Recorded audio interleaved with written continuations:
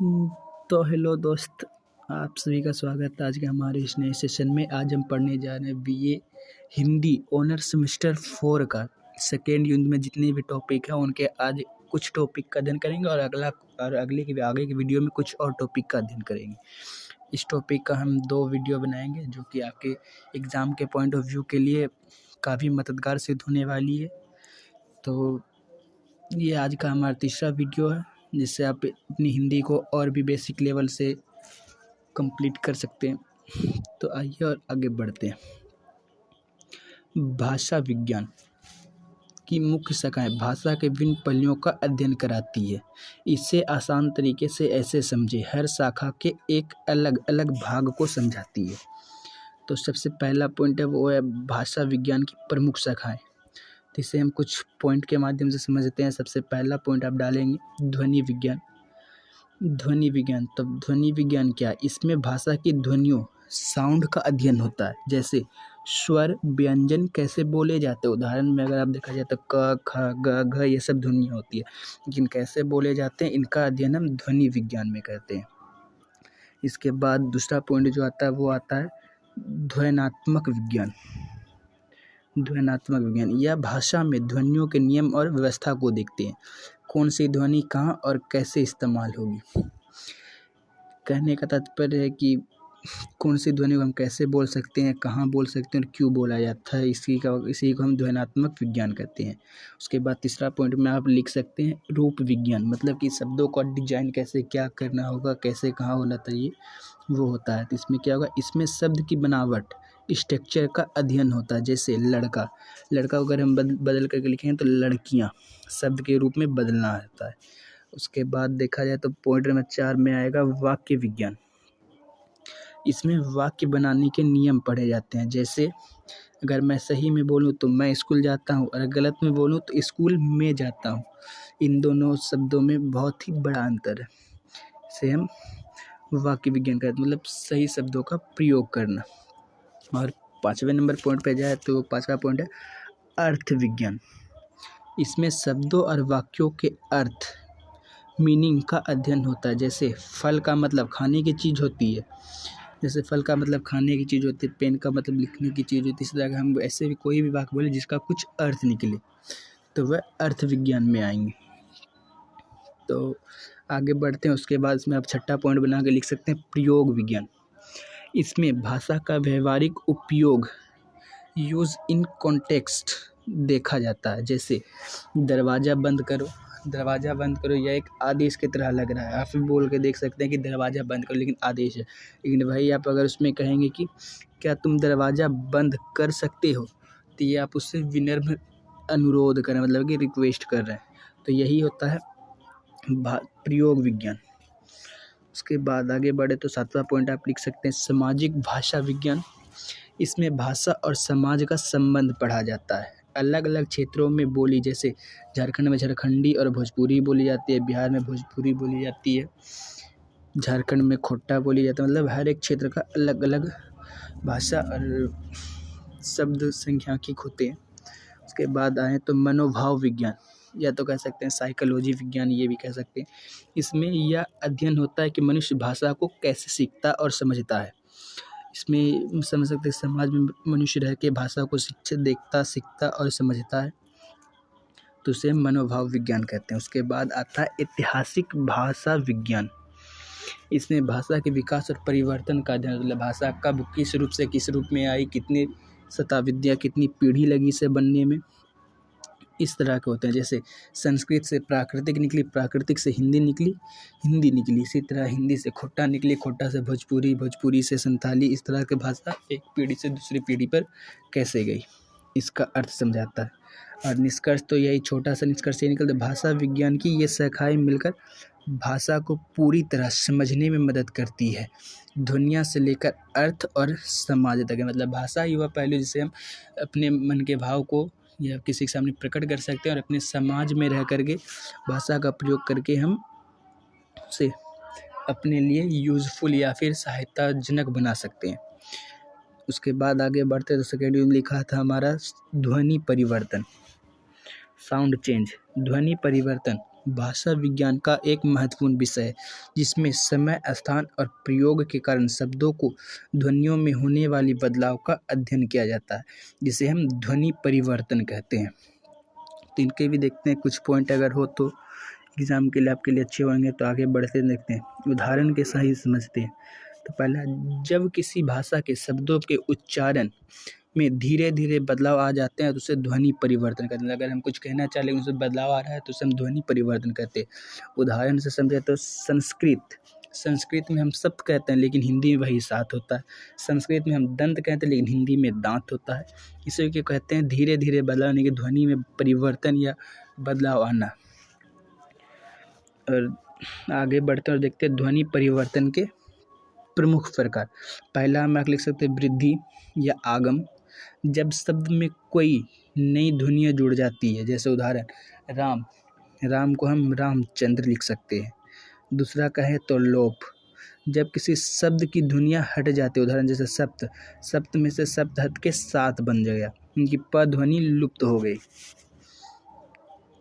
के बाद बढ़े तो ध्वनि परिवर्तन विज्ञान तीसरा पॉइंट आप लिख सकते हैं विकास यानी कि परिवर्तन, जब ध्वनि बदल जाती है। अगर उदाहरण मिले तो दंत, दंत बदल के दांत हो गया तो यह ध्वनि परिवर्तन हो गया।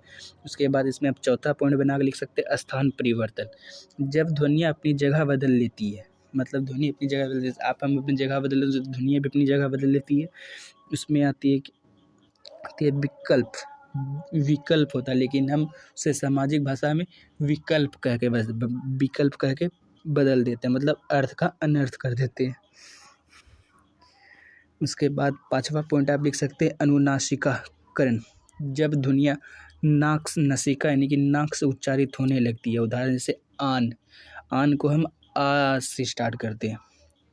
संधि, उसके बाद छठा पॉइंट लिख सकते हैं संधि, दो ध्वनियाँ मिलकर नई ध्वनि बना ले। उदाहरण जैसे राम प्लस ईश्वर, दो ध्वनि मिल के बना लिया रामेश्वर।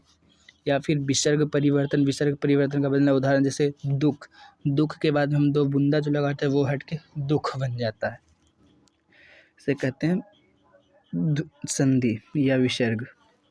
ध्वनि परिवर्तन के कारण उच्चारण की सरलता, आसान बोलने के लिए समय का प्रभाव, क्षेत्रीय भाव, विदेशी भाषा का प्रभाव और सामाजिक परिवर्तन, ये सब सम्मिलित होते हैं।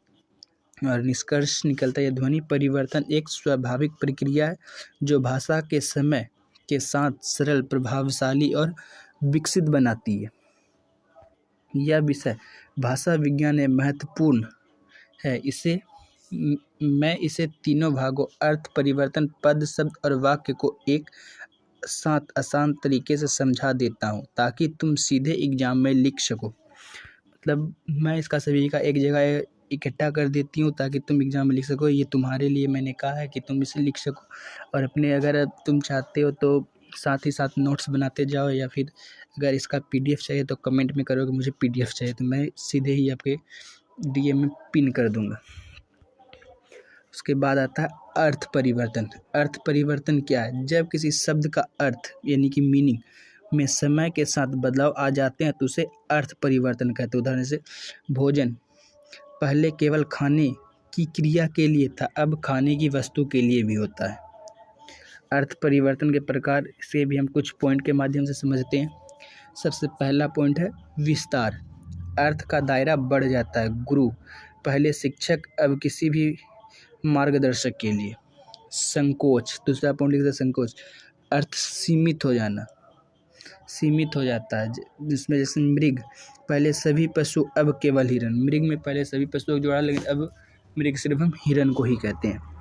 उत्कर्ष, अर्थ का स्तर ऊंचा हो जाना। जैसे राजा, पहले राजा को ही सम्मान के रूप में प्रयोग किया, राजा मतलब सम्मान के रूप में प्रयोग किया, आप राजन हैं, आइए राजन विराजिए, आइए राजन भोजन करिए, इस तरह करके उदाहरण दिए जाते थे।